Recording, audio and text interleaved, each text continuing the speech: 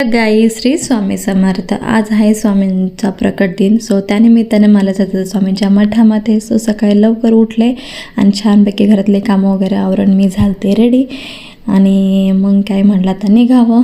So छानपैकी ready होऊन निघाले। तर नेहमीप्रमाणे प्रॉब्लेम होता तो म्हणजे गेट बंद। असं कधीच होत नाही की मी स्वामींच्या मठात जायला निघाले आणि गेट बंद नाही भेटला, नेहमीप्रमाणे गेट बंदच असतो।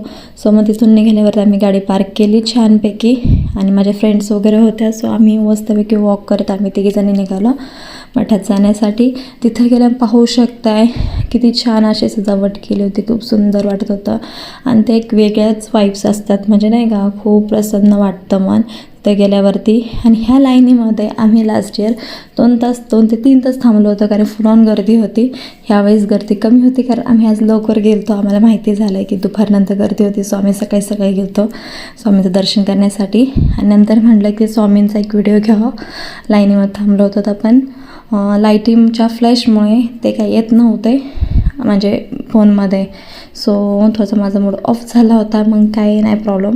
म्हटलं चला आता दर्शन घेऊ। दर्शन घेतलं आणि प्रसाद घेऊन बाहेर आलो आणि एक साईडला बघत होतं प्रवचन चालू होतं। सो आम्ही छानपैकी दर्शन वगैरे झालं होतं। सो प्रसाद वगैरे खाऊन आम्ही निघालो पाठीमागच्या मठामध्ये जायला। सो तिथंही छान असं तयारी केली होती त्यांनी, छान सजावट केली होती, मस्तपैकी ते दर्शन वगैरे केलं आम्ही आणि निघालो घरी जायला। तर पुन्हा गेट बंद। त्यानंतर आम्ही गेलो मार्केटला जाऊन छानपैकी भाजी वगैरे घेतली आणि उन्हाने एवढी अवस्था बेकार केली होती की म्हटलं आता ऊसाचा रस प्यावं। तर असं होतं आजचा माझा दिवस। तर भेटूया ब्लॉगमध्ये। Okay bye.